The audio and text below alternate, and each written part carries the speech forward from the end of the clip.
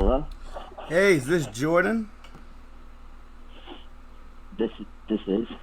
Hey, what is up? It is Gilligan. You are on Chillin with Gilligan. How you doing, man? Oh, I'm good, bro. Soon Nice, this summer ends, I'll be a lot better. nice. Now, this is season How- 1, episode 3. And I am here, Gilligan, and I am going to be talking to the infamous Jordan James Phillips. You might also know him as Danger James. You can check him out on SoundCloud. And where else can they find you at? Well, when I release the new album, it'll be on iTunes, it'll be on Spotify, every platform, Bandcamp, SoundCloud. Hell yeah. You Right, heard yeah. it from him.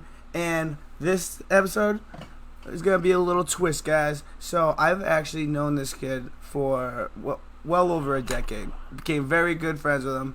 And I brought him here today because we're going to get in depth to see who the man Jordan Phillips is. So if you don't mind, we're going to just start shooting some questions and we're going to get real deep. All right, I'm flattered, man. Thank you. You ask me whatever you'd like, my friend. Pineapple does not go on pizza. Do you agree? Oh, totally. Like, so strongly.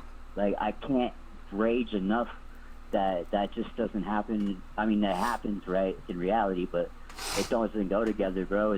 It's not right. It's just not. It's not the right thing to do, man. I Damn. wouldn't go that way ever, but Damn. it's a pretty topic of first people on each side of that. I see it happen a lot when it comes to pineapple on pizza, actually. True. Do you agree? Yeah? No, I hate pineapple on pizza, but I love both of them separately. Pineapple's delicious. It just doesn't belong It on is pizza. it is delicious, but I agree it does not belong on pizza. It's a tropical fruit that grows in this tree you gotta climb, like, and it doesn't happen in Italy, you know what I'm saying? Hell yeah. No. Hell yeah, but yo, you want to do me one quick favor? You want to turn the volume up on your phone on your side? Yeah, I got you. Is that better? Yeah, buddy. So, we're going to get Awesome. into it. We're going to be getting real deep into seeing who you are and your journey. We're going to ask certain questions, and we're going to fucking smoke some weed and get hot during it. You know what I'm saying? So, Yeah, dude. So we're gonna take it way back, way before we even met. So where are you gosh. originally from? Where are you from? Where are you living at? I would be known as a Tucsonan where I'm at right now, unfortunately. But I am in Tucson, Arizona, man.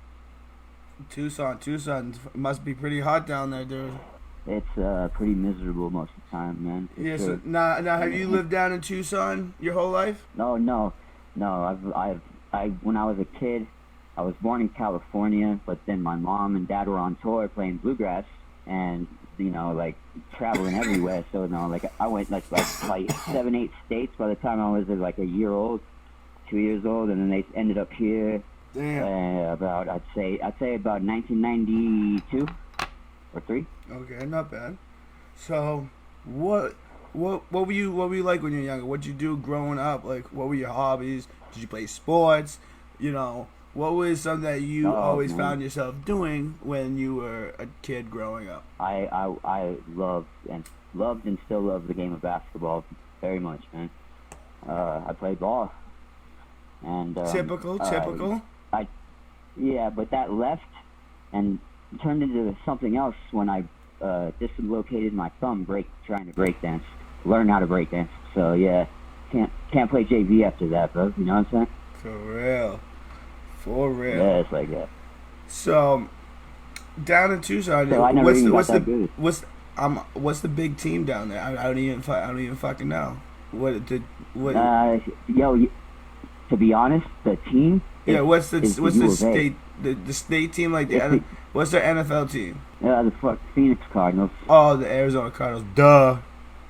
Or Arizona, yeah, I call it Phoenix. Yeah. Phoenix, but yeah, sorry, yeah, Arizona Cardinals. No shit. People are big on the Diamondbacks too, but what's bigger in Tucson, because the University of Arizona's here, is the University of Arizona. It's just like I don't think there's many towns or another town that where people that don't even attend that college, never enrolled, have a tattoo of some kind that represents the U of A. So it's kind of funny that way, I guess. That's actually pretty cool. Right. That's pretty cool. So how old are you now? I'm 35 now. 35. Are you single? Seeing anybody? What's going on in that part of your life right now? So after my girlfriend, before I have now, died, I pretty much, after she passed, I pretty much convinced myself that I'm not going to need or want to be involved with any girl because it's just too much in my head, right? But then I was on tour. When we came back to Tucson with my old group, we met when I was performing, and she was displaying her art in the same venue, and I've been with her. I got with her a year after that. After I met her, I had to move to DC, but and then damn, you guys heard it here. I came back here. Nice, you guys heard it here on Chillin' with Gilligan. He is taken. Sorry, ladies or guys, whatever. Sorry, he's taken. He's taken. Yeah, I definitely want to grow old with her, bro. She's like an alien, bro. She's from some other planet. Nice. Her heart's made of solid gold. Nice. All right. So, what, like in your 20s, what were you doing in your 20s? Like, were you working? What were you doing? What was going on when you were in your 20s? I was a pretty more than average heroin addict, to be honest. Hey, there's no shame in that. I'm a former drug addict myself. Yeah, man. I started. I didn't think I was starting anything, of course, at the time. But yeah, I was only 15 when I smoked it. And this town and this area that I'm used to has gotten worse over the years as I've left it and came back with that issue. And I know it's like everywhere in America, opiates are a problem. But yeah, but there's certain places down here. There's certain places that are worse than others, like, you know. More concentrated, right? Yeah, like up here, Manchester's fucking horrible. Yeah. Like, yeah. But then you go to you could see it in Manchester. Yeah, but then you go to the neighboring town. It's not even really an issue there. You know what I mean? So it's like yeah. So yeah, I remember. That's great though. How long were you addicted to that stuff for?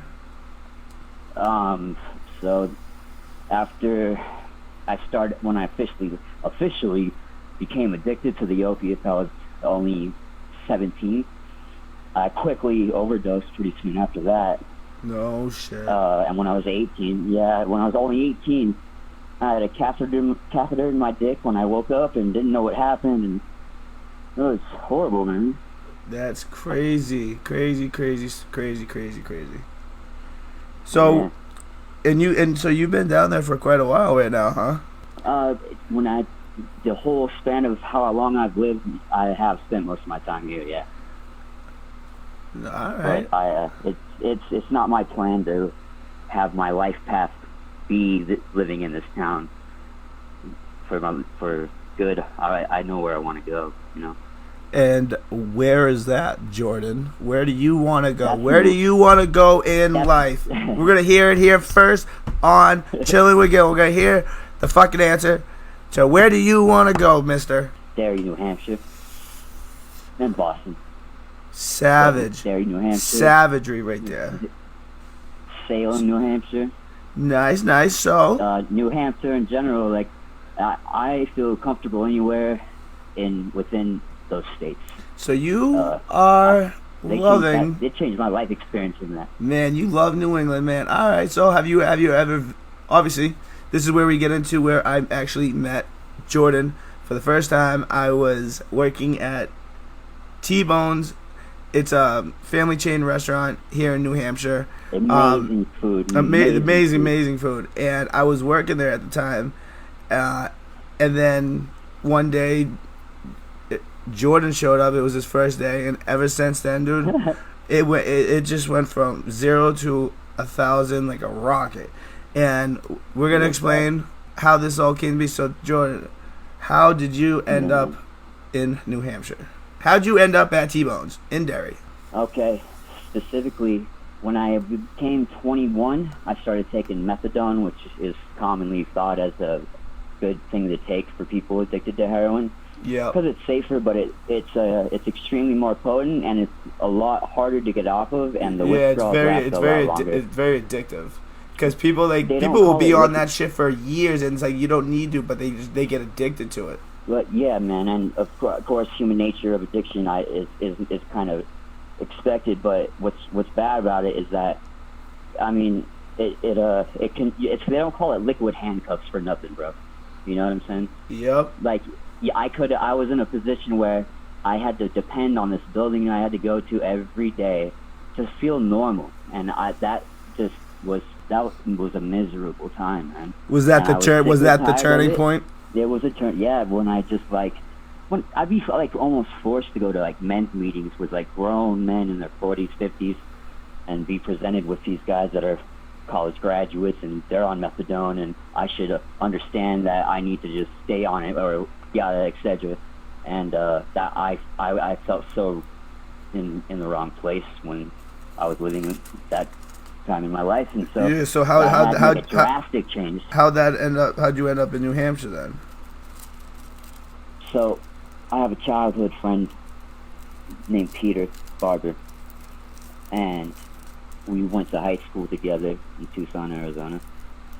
And at the time, he as well as I have grandparents and ancestors, so on and so forth, that are from not New Hampshire, but New England in general. So my mother knew what I was going through.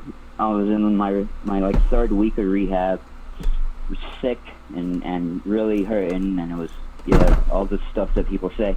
And then my mom called my friend Peter and asked him if I could go to him and be with him there. No, and that was your roommate. Was that the That one? was my what? Was that the roommate that me and RJ brought you to? No, sir, that was a man that was the fucking manager of the place that we lived. And then after Peter moved, that's when I moved in. Okay. Lived in Salem, New Hampshire for a all right, while. all right. Back to the question. Yeah, right. Like, as far as that goes, I knew deep down that, like, Maddie, I knew that, like, for me to be happy, I gotta work really hard at it, and it feels like I have to do the work of more than one person to just be normal. And why do you feel like that? why do you feel like you gotta do work like of more people? Like, what? Who else do you gotta fucking please? Well, well, from that time in my life, when I arrived there, it was real blurry, man. Like, I can't recall it very vividly. Like, I hopped on a plane, fucked up on Ativan at like 2 a.m, and then I got there and met with Peter and found out that he likes to drink and drive right when I got at the airport. No shit. And, yeah. Welcome to New Hampshire. Yeah. Yep. Well, it was comfy. And it was January 20th that I got there in 2008. I know the date, bro. Yeah. All right, so talk about the first time you met me when you walked in the T-Bone. Like, how you? What was your impression? I'll tell you. Give it to me raw, I didn't Daddy. have many choices. I hadn't had many choices, and I've always cooked for a living. It's all I know as far as how to be a citizen and make money, besides trying to follow a music career. But wait a second. Pause it up. And, Pause it. You just said what? Music career? Oh, we're definitely gonna be getting into that after this. So, all right. Sorry. Had to do that for my people. So it happened like this. So I moved into Derry. Derry's small, but like it's not when you go through all those neighborhoods. There's mad people there than it seems, but there was an energy there that I experienced that just made me feel uplifted and guided, and just in living in the now. Like, you know what I'm saying? Yeah. Well, I mean, I don't know the exact feeling, like changing scenery. Like, you literally moved halfway across the country, and it's like to a new location, and that must have been exhilarating, like in a good way. You know what I mean? Well, I knew. I think I could recognize game. And when I got that job, I was extremely impressed with multiple different people in there that I've never seen work so hard in a kitchen in my life, but at that restaurant. Like who? Do some shout outs. You can shout out to people and say what up. Yeah. Because this is Chillin with Gilligan, and you people. guys are all hating on me right now because I get to talk to him. Yo, I totally, I'm not talking to anybody in the past, like, 2 years. Out of, like, 10 people at least I know I could talk to, yada, yada. And I've been talking to you, man. Keeping in touch on and off with you. That is what a true friendship. Yeah, it's a beautiful thing, brother. So, and I was really blessed. Hell yeah, dude. We were blessed to fucking have you come into our lives because you were just as different to us like as we were to you, So, you must have some crazy ass fucking stories that you gotta share with us and the freaking audience. What's some crazy shit you did when you came up here meeting all of us goons? One of the first thing that I did, like I used to do, is find what open mic is available in the town, right? Yeah. And I looked it up and shit, and Manchester was pretty much the only option. Yeah, so I went unfortunately. to Manchester for the first time from Derry. I'd say after like being there a couple months and getting more used to it, because I wasn't, after I was comfortable, I was pretty confident I could go and perform all right, So yeah, I went and did so, and then got singled out by a group of gentlemen, I'll say, that insisted that I have to rap battle them outside in the front, and I had about 10 Heinekens in me, so it was like no problem, I'll do that right now. And they had a gun, they threatened to shoot me. No shit. So rapped. It was so stupid. Dude, you gotta love Manchester, New Hampshire, guys. Fucking gotta love.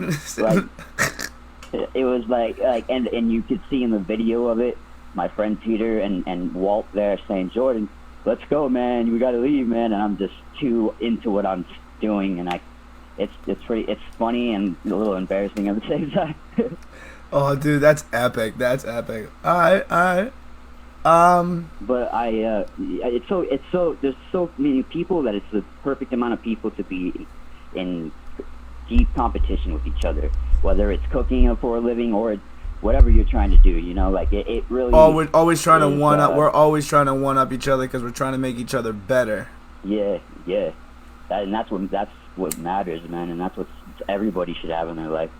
Hell yeah! So all right, so who'd you meet? Who'd you become friends with when you first came up here? Like, how was that like trying to like meet new people and try to make new friends on the better side? Because you said you came up here to change your life and get better.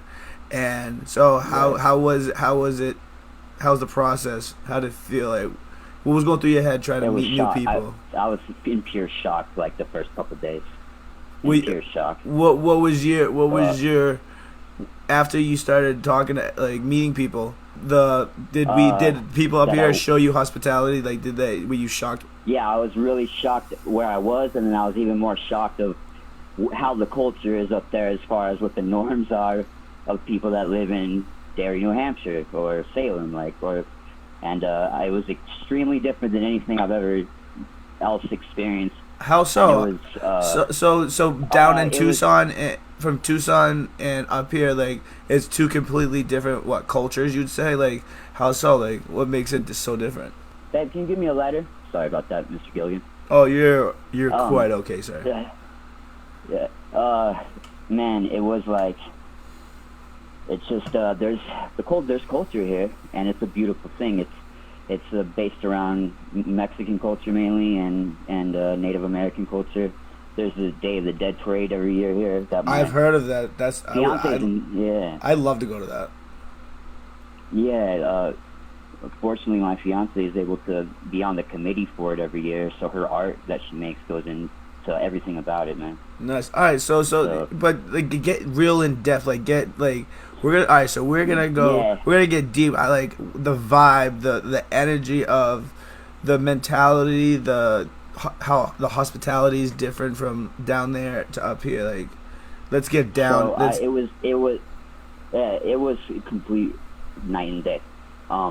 It was really actually a paradox at the same time, because even though I gained a lot of love and friendship when I was there, at the same time, at the beginning and kind of during on and off, I would be in competition with people, someone in there for some way, and that kind of built the friendship to be even better, because it was just like, but I admired everyone's ability to cook their ass off. That I was like, I was.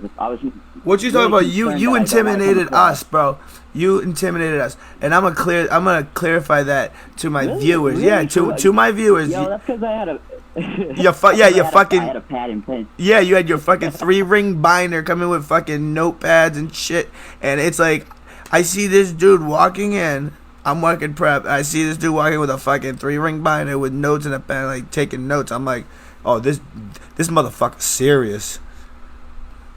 Yo, this dude's serious, and then it's like, yo, he's serious about like, he's serious, and My like relationship with food's deep, man. oh, dude, we all were like, well, what the fuck, dude? Now we gotta actually learn this shit the right way. Fuck, cause we can't let the new guy be fucking better than us, and this motherfucker got notepad. He's scaring everybody. Luckily, I didn't come off as someone that was. Oh no, we took that as a challenge. Like, hell yeah, like, let's do this. Let's fucking, like, all right, this motherfucker want to get a fucking 3-ring binder. Be all right. I see he's serious. Yeah, He like ain't playing. Like it's like the thing I bring into it. Dude, that made such a presence known, and like, we were all just, all eyes were on you, like, in a way where it's like everybody was like thought about or talked about you to themselves in their head, like, what is with this kid? Like, he shows up with a. Luckily for me, yeah, I know, right? I didn't know what I was getting into though. I didn't have any expectations. Yeah, yo, talking to your phone, talking to your speaker closer. You sound. No, Alright, yeah. Can you hear me? Yeah. Yeah. I just wanted to. I really care and value professionalism, man. So. Yeah. That's how I like to introduce myself, Hell yeah. And I've personally, Gilligan has had quite the few experiences of a lifetime with Jordan. Like, meeting him, man. Me and him clicked so close. Like, we just immediately we started talking, and then it just got to a level of like real true friendship, like true friendship. Yeah, it's kind of like we didn't even know either, we didn't even know what we were doing. No, we were just bro? we were just living in the moment, and we were just two people that, we got along really good, and it just turned into an actual true friendship, to where I've known you well over 10 years, and we just have that bond that not a lot of people have in this world, guys. And that's true. The person that had the toughest job in there was you, bro. You had to work your ass off and never stop. And it was insane to me how much prepping that you would get done or have to get done on a list. To the point I never even knew that a restaurant would ever think to have an overnight prep cook. Yeah. Oh, dude, that would blow me away. Dude, back in the day when I was working at fucking T-Bones, I don't think my audience knows this, but I've worked for T-Bones for over just about 10 years, guys. 6 years in Derry. I didn't know it that long. Then I worked in Salem for the rest. And when I was in Derry, like the beginning, I started there when I was just turned 18, and I turned into such a beast, dude. Like, I was the best prep cook. You had it the same. You came from the same place I did, and we both had to live in the shadow of our brothers, man, in a kitchen. Yeah, and that fucking sucked, because when I started working there, my brother was there. My brother was like the head guy there, so it's like when I started there, everybody would look at me as, oh, you're Casey's little brother. You're Casey's little brother, and I just look at him like, well, technically, yes, I am his little brother, but I was way bigger than him because I was working out. I was way bigger than my brother, so it's like, yeah, I'm the big little brother, and it was like I had to fight and prove myself to get out of his shadow, and I fucking ended up. I did it, And dude, it was crazy, crazy. Yeah, man. It's what's funny to me, like for example of culture differences, is 9 times out of 10, if I meet somebody born and raised in New England, like real New England, they are such independent, self-relying, confident people that are just really live in the moment. I mean, for God's sake, it says "live free or die" on the license plate. For that doesn't say. There's nothing else like that on any state license plates. You know, like Fuck no. I would take that meaning. I think of that sentence and be like, wow, this is. Yeah, I couldn't soak it all in right away. You know. Hell, man. I fucking can't wait till you come back up here and I can fucking see your face in person once again, man. It's been way too long. Yeah, man. It's the universe is definitely. I knew when I left it. When I left, I already knew that. I did come already. I already did go back a couple times. Luckily, with music, but. Oh yeah. I totally spaced on that. Yeah. I'm fucking high as a kite right now, dude. I'm fucking blitzed. Yeah. Like. Yeah, my shit's sticky. I got sticky fingers. I know. God damn, I'm hot.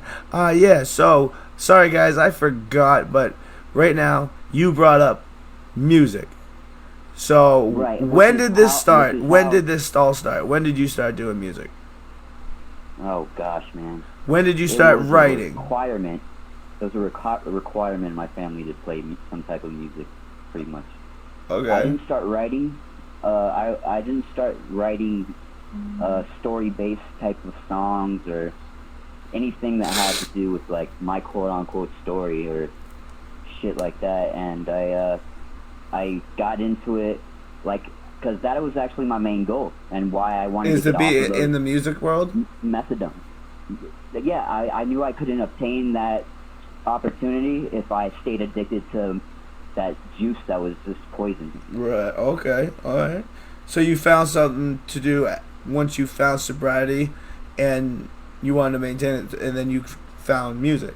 Yeah, which is something I rediscovered all the time. So I'll start from the beginning, Maddie, and work our way through it pretty fast. So Gilligan, Gilbro, piano's number one. So I play piano. Wow. I received piano lessons from a famous man from the band Three Dog Night from the 70s. Yeah. He was a friend of my father's. Yeah, and he gave me my first piano lessons. Jimmy Greenspoon is his name.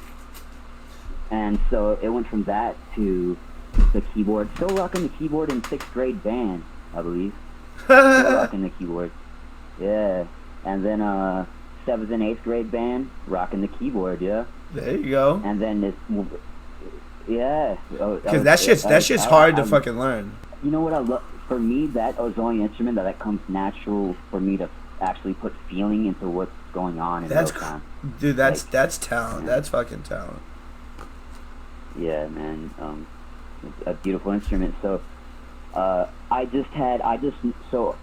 wanted one thing for Christmas when I was 14, and that was turntables. And my mother got them for me. And my dad talked some shit because it wasn't a real instrument. And I just wanted to scratch records and learn how to juggle and do all the tricks that I would see and shit on TV. And that's the little second instrument.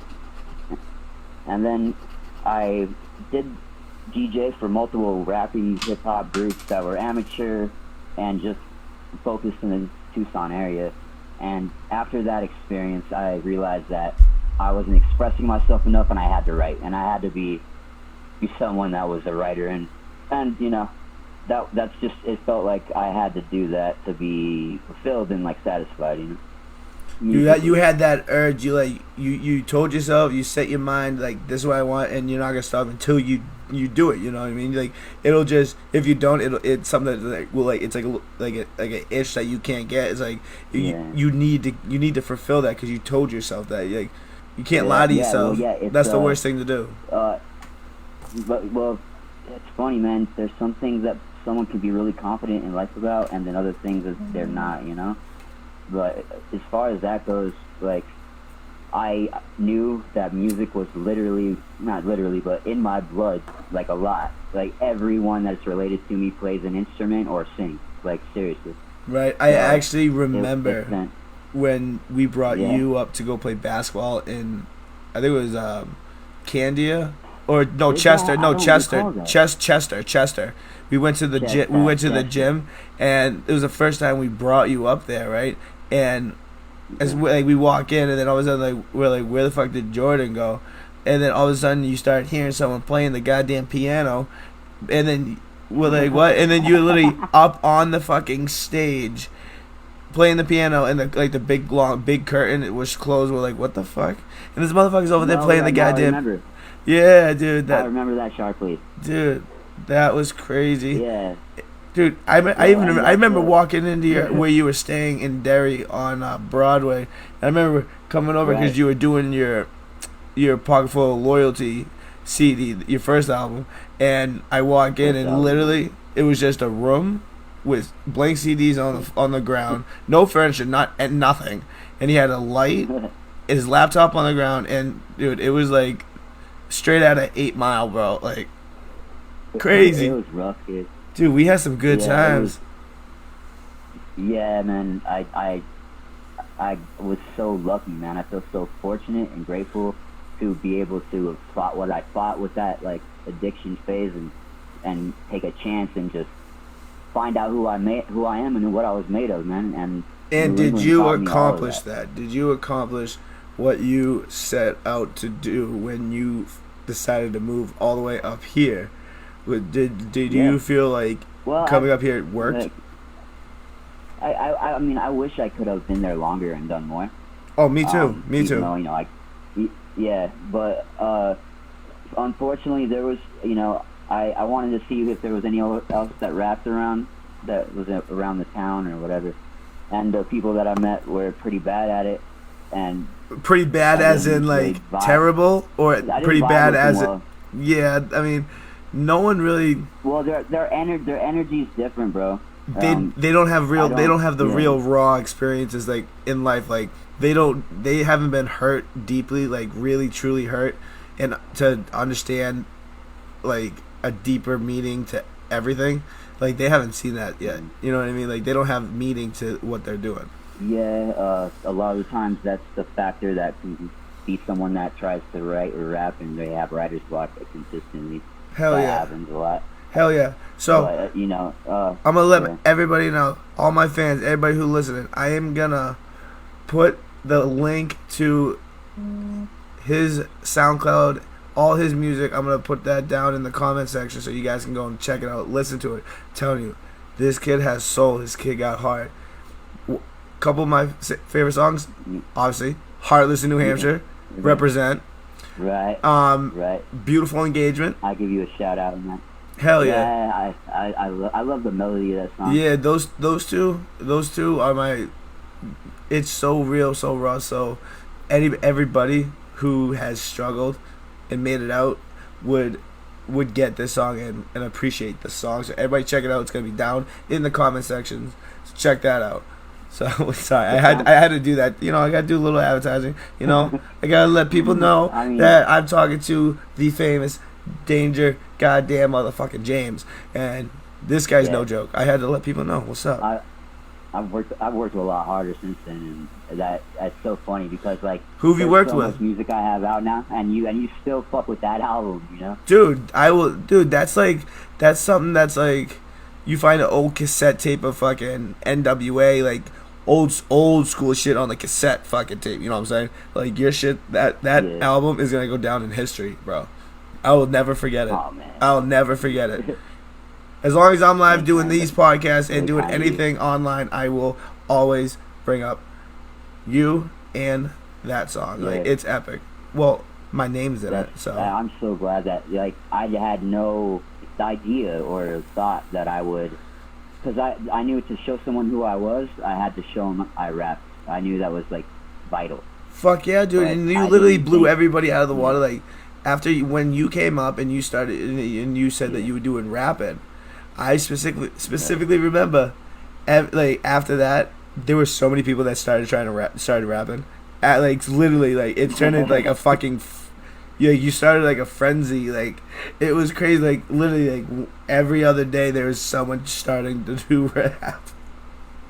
Yeah, I was pretty competitive, and I gave the feeling in my when I would present myself to them that I'm a battle rapper at heart. So I Oh, would I've always seen wanna your battle. videos. I'll also put that down in the comment section. You can see my man Danger James fucking battle it out freestyle. Yeah, man. That's one thing I enjoyed it at one time, but you know, and I would say anything to win, you know. So I always did. I think I was like 7-1, but I'm living life as best I can through positivity and love, brother. You know what I'm saying? Hells yeah, bro. Hell yeah. It's like, fuck, kid. Like, it's harder more than ever now for people in average, maybe not even that have some kind of melancholy type of personality, with being locked indoors all the time. And then if you had to deal with that in New Hampshire in the winter or in Massachusetts, that'd be horrible. But New Hampshire, luckily, was like the #1 state, like the last state on the list of being. Oh, fucking hold on. That was a big fucking technical fuck up from Gilligan. I'm fucking high as fuck, and I literally just like backhanded my microphone off my table. So you're gonna hear a little fucking scruffle. I am so sorry, guys. Fuck me, dude. Yeah, I'm sorry. This is live shit. This is raw. I'm not gonna edit nothing out of this. This is fucking what you get when you talk when you're listening to Chillin' with Gilligan. It's fucking live, raw shit, and you know, if you can't get down with that, you can suck it. I'm so proud of you, bro. I'm proud of you so much, man, that you have the heart and the balls and attitude to be a free, creative spirit, man. And you are one, man. And that's really valuable. I've always been creative in some way, with like something to do with anything with art. Like I used to love to draw growing up and shit. But this is not about me. You're not interviewing me on my own goddamn podcast, motherfucker. No, I'm just kidding. But we will cut that. We're gonna end the whole interview right now. But we're gonna continue to just now we're just gonna shoot the shit. This is like after hours. This is the after the episode. So this is the raw shit after us just two shooting the shit now. You're gonna ask me some like real deep questions. Oh no, dude! No, man! No, this is. Oh, you motherfucker! I really can't believe I just did that too. Oh my god! Yo, how'd you slap? You slapped it, but you got. I fucking bitch slapped that fucker. I don't even know why. Back on it like it was. You got back on it like it was no thing, kid. Like I didn't even notice. Yo, I'm like the Flash. Like when I fuck up, I'm real quick to fucking I'm fucking real quick to fucking recover. Like, yep, nothing to see here, guys.